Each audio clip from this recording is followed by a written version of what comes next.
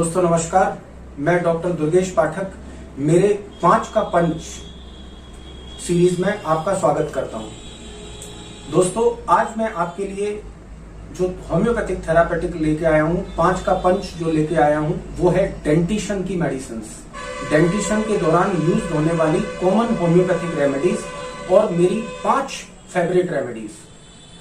दोस्तों इसमें पहली होम्योपैथिक रेमेडी जो आप अच्छी तरीके से इस्तेमाल कर सकते हैं डेंटिशन के लिए वो है बेलाडोना। बेलाडोना डेंटिशन के दौरान इसलिए दी जाती है क्योंकि डेंटिशन के दौरान जब दांत गम को फाड़कर बाहर आता है तो एक इन्फ्लामेटरी रिएक्शन होती है दांत के आसपास गम्स में, तो वहां पर उसको पेन होता है।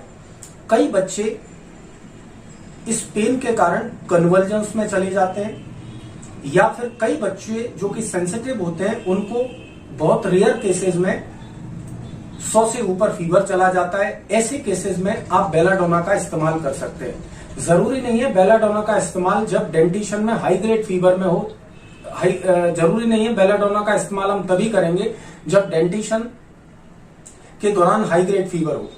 आप बेलाडोना का इस्तेमाल कॉमनली उस दर्द को कंट्रोल करने के लिए भी दे सकते हो। आप बेलाडोना का इस्तेमाल तब भी कर सकते हो जब बच्चे को पेन के कारण कन्वल्जन्स आने लग जाएं। तो दोस्तों पहली रेमेडी हो गई बेलाडोना। दूसरी रेमेडी अब जो अगेन इन्फ्लामेशन के लिए बहुत अच्छी होम्योपैथी में यूज करी जाती है, और इसमें मैं आपको ये एडवाइस करूंगा कि अगर पेन के कारण फीवर हाई ग्रेड कभी कभी जाता है या कन्वर्जेंस कभी कभी होते हैं तब तो आप बेलाडोना का इस्तेमाल करें। और अगर माइल्ड इन्फ्लामेटरी रिएक्शन है जो कि ज्यादातर देखी जाती है, जिसमें बुखार बहुत तेज नहीं है या बच्चा कन्वर्जन में नहीं जा रहा, तो आप फेरमफॉस का इस्तेमाल कर सकते हैं। फेरमफॉस जो कि बेलाडोना के बिल्कुल सिमिलर मेडिसिन है और इनको हम माइल्ड फीवर में भी इस्तेमाल कर सकते हैं, क्योंकि बेलाडोना का सिलेक्शन ज्यादातर हाई ग्रेड फीवर में किया जा सकता है, क्योंकि बेलाडोना का सिलेक्शन ज्यादातर हाई ग्रेड फीवर में किया जाता है। तो दोस्तों 2 रेमेडी हो गई, बेलाडोना, फेरमफॉस। तीसरी रेमेडी आएगी कैलकेरिया फॉस। कैलकेरिया फॉस आपको डेंटिशन में तब इस्तेमाल करना है जब बच्चे को दांत निकलने की प्रोसेस बहुत धीमी है या बच्चे को दांत नहीं आ रहे हैं, या जैसा कि आप जानते हैं कि बच्चों के जो मिल्क टीथ होते हैं वो प्रोन होते हैं कैरीज के लिए, तो उस दौरान आप कैलकेरिया फॉस का इस्तेमाल कर सकते हैं। जैसा कि दोस्तों आप सब जानते हैं होम्योपैथी में बायोकेमिक का 21 नंबर चलता है, जिसमें फेरमफॉस और कैलकेरिया फॉस दोनों ही 6x मतलब लोअर पोटेंसीज में मौजूद होती हैं। तो आप इनको एज एन प्रिवेंटिव रेमेडी भी दे सकते हो, फेरमफॉस को और कैलकेरिया फॉस को। इसमें जो फेरमफॉस होती है वो वहां पर इन्फ्लामेशन को कंट्रोल करेगी और जो कैलकेरिया फॉस होती है वो दांतों की सही प्रोसेस को सही टाइम पर लाने की कोशिश करेगी। मतलब अगर आप बच्चे को कोई डेंटिशन का प्रॉब्लम होने वाला है तो वो नहीं होगा, और अगर डेंटिशन डिलेड डेंटिशन हो रहा है या फिर डेंटिशन फेल्यूर हो रहा है तो ऐसे में हम और हो चुका है और तब मरीज आया अपने पास, तो हम कैलकेरिया फॉस जैसी मेडिसिन का इस्तेमाल हायर पोटेंसीज में करेंगे। अदरवाइज हम एज एन प्रिवेंटिव उसको लोअर पोटेंसीज में देंगे। तो फेरमफॉस बेलाडोना, फेरमफॉस, कैलकेरिया फॉस।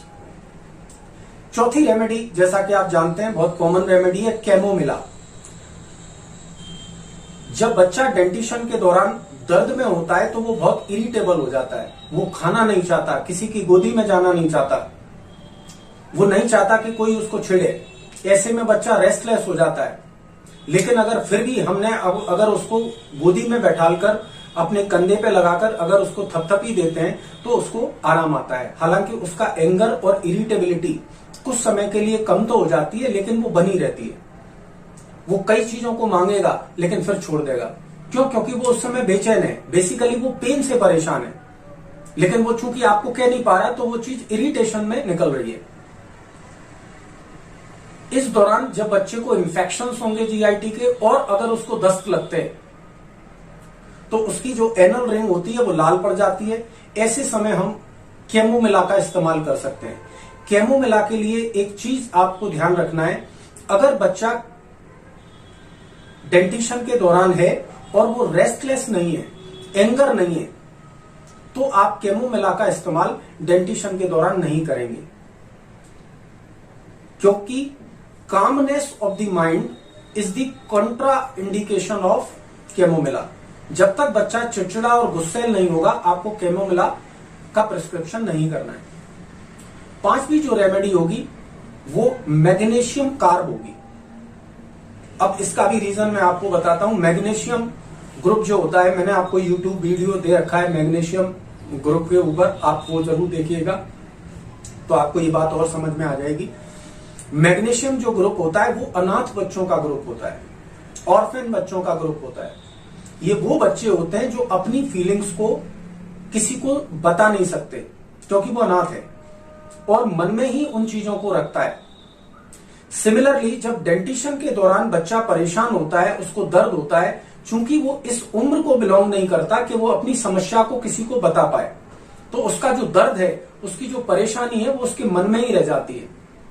तो ये भी एक सिचुएशन बनती है जिस समय हम मैग्नीशियम जैसी मेडिसिन का इस्तेमाल कर सकते हैं, क्योंकि मैग्नीशियम ग्रुप के पेशेंट्स अपने इमोशन को दूसरों को शेयर नहीं कर पाते और अपने पेन को वो अंदर ही रखते हैं। इसलिए मैग्नीशियम कार्ब भी डेंटिशन के दौरान एक बहुत अच्छी रेमेडी है, साथ में अगर उसको दस्त लगते हैं। तो दोस्तों, मैंने आपको एक YouTube वीडियो भी दे रखा है, क्या डेंटिशन के दौरान आपको दस्त, जुकाम और बुखार आता है या नहीं। ये भी आप एक बारी इस वीडियो को मेरे YouTube चैनल पर जरूर देख लें। इसके बाद जब आप इस होम्योपैथिक थेरापेटिक को देखेंगे, जो कि मैंने ये 5 का पंच आपको दिया है, तो वो और ज्यादा समझ में आ जाएगा। तो मेरे 5 का पंच को याद रखिए: belladonna, ferrum phos, calcarea phos, chamomilla and मैकार। Thank you, good bye.